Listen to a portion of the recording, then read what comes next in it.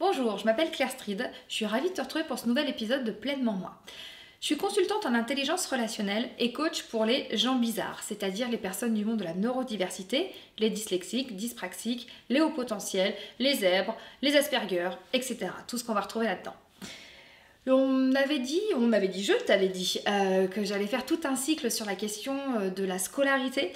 Voici une nouvelle vidéo sur ce thème-là et aujourd'hui nous allons parler des devoirs.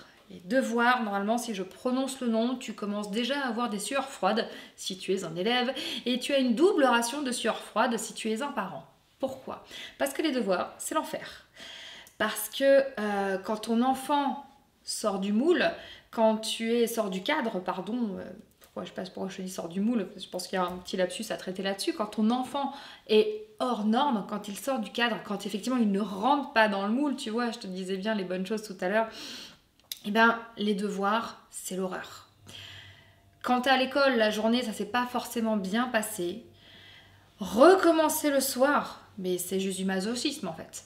Donc, ce qui est compliqué, c'est que d'un côté, t'as les parents qui ont envie de faire les choses bien, qui ont envie que leur gamin réussisse et qui se disent que s'il montre sa persévérance, s'il montre qu'il est motivé, s'il montre qu'il fait ses devoirs, et ben il aura des meilleures notes, et ben il plaira à ses profs, etc., etc. Et puis de l'autre côté, t'as l'enfant qui fait « Ouais, non mais c'est bon, là ça va, j'en ai chié toute la journée, j'ai passé mon temps à tout ça et ça ne me plaît pas, ça ne m'intéresse pas, je trouve ça stupide ou j'y comprends rien. » Et là, le soir, sur mon temps libre, je viens déjà de me taper une journée complète, sur mon temps libre, il faudrait que je recommence ces trucs que je n'arrive pas à faire ou je trouve débiles. Ça s'entend, franchement ça s'entend. Donc, les devoirs, en fait, quand tu prends juste le mot, la sémantique devoir, le truc que tu dois faire, ça vend pas du rêve. Et bien souvent, en fait, les enfants neuroatypiques et les parents neuroatypiques d'enfants neuroatypiques, enfin bref, nous quoi, on ne sait pas gérer cette situation-là. Entre la loi de la société, j'allais dire, ta petite voix qui te dit écoute, il faut bien faire les choses, il faut pas faire de vagues, faut être carré, concentré, faire en sorte que le petit il s'en sorte justement et que pour s'en sortir, il va falloir qu'il ait des bonnes notes et qu'il fasse de bonnes études parce qu'on est encore dans ce schéma complètement complètement sclérosé, complètement je vais pas trouver mes mots en fait, enfin, ce pauvre schéma qui est absolument plus d'actualité où on pense que les bonnes notes égale un bon métier égale une bonne vie. Non. Mais c'est ce qu'on nous a appris. Donc, il y a cette pression sur les devoirs. Il faut avoir de bonnes notes pour réussir dans la vie. Et il faut faire ses devoirs pour réussir les devoirs qu'on a à faire à l'école, etc., etc. Bref, on est sous une oppression permanente. Et puis, il y a le côté de l'enfant. Le côté de l'enfant qui voit encore une occasion d'échouer. Encore une occasion de perdre son temps. Encore une occasion d'être à côté de la plaque. Donc oui, les devoirs, c'est un moment de souffrance, c'est un stress pour les parents, un stress pour les enfants, c'est une grosse angoisse parce qu'il y a le jugement de l'enseignant derrière, il y a l'avenir, il y a le présupposé avenir de l'enfant qui est derrière cette notion de devoir. La notion de spirale de l'échec, la fatigue, l'éreintement, le fait que tu sois totalement en désaccord avec le rythme naturel d'un enfant, que quand t'es parent, t'as autre chose à faire qu'à t'engueuler avec ton gosse le soir quand tu rentres pour y passer tout ton temps, t'as autre chose à faire que de sacrifier ton week-end pour passer 8 heures à faire la biographie du maréchal Pétain ou passer 10 heures pour lire je ne sais quel livre. Il y a des choses beaucoup plus intéressantes à faire que ça. Alors comment faire pour sortir de cette spirale infernale ? Déjà, on se détend.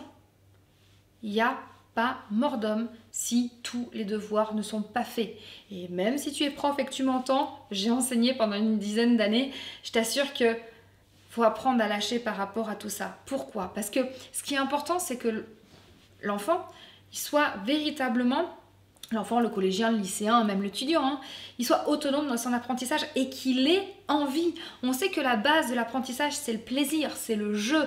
Donc comment tu veux faire rentrer quelque chose dans une tête si elle n'a pas envie d'apprendre et qu'elle est bloquée ? C'est pas possible. Donc on lâche par rapport à la pression des devoirs.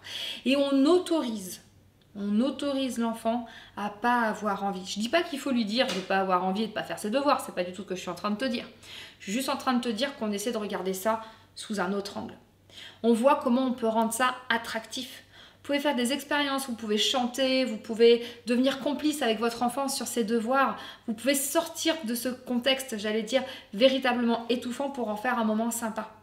Intéressez-vous à votre enfant et à son univers, laissez-le prendre des initiatives, laissez-le vous épater et surtout, faites-lui confiance. Je dis pas ça parce que je défends tous les gamins, c'est pas ça. Je dis juste ça parce que je défends l'être humain et l'identité qui est à l'intérieur.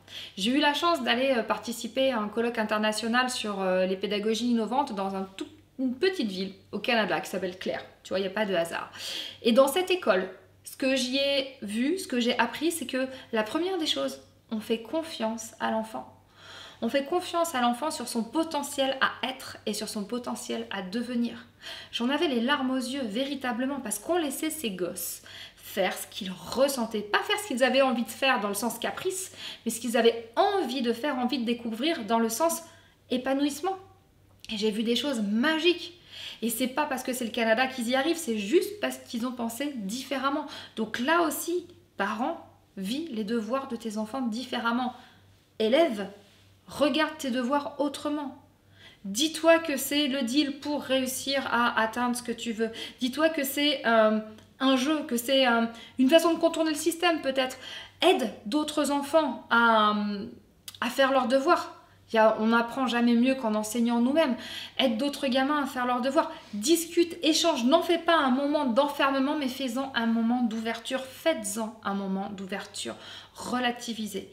Et ne faites pas ça par des grosses tranches horaires imbuvables où on se dit on se pose là devant et tant que c'est pas fini, tu mangeras pas, ou tant que c'est pas machin, Non. On fait ça tranquillement sur des courtes fréquences. La méthode Pomodoro est une très très bonne méthode pour apprendre. On l'appelle Pomodoro parce qu'à la base, tu sais, elle était faite avec les minuteurs en forme de tomates. Il va falloir que je m'en trouve un pour les vidéos, tu sais, les minuteurs en forme de tomates. Et on réglait, en fait, tu règles ton minuteur sur 20 ou 25 minutes et c'est le temps que tu vas travailler un sujet, une matière. 25 minutes de concentration, 25 minutes de devoir et puis après, pause. Au moment où la cloche retentit, alors tu n'es pas obligé de prendre une tomate, tu peux prendre effectivement ton smartphone ou ce que tu veux du moment que ça sonne au bout des 25 minutes. Et quand ça sonne, tu te dis, ok, qu'est-ce que je viens de comprendre? Et là, tu résumes ce que tu viens de comprendre et tu en parles avec quelqu'un. Sors de ton enfermement, tu peux bosser avec la méthode Pomodoro, c'est tout simple, tu te chronomètres 25 minutes, une pause, tu résumes ce que tu viens de faire, tu prends ton temps, tu te prends 5-10 minutes de pause, tu te récompenses.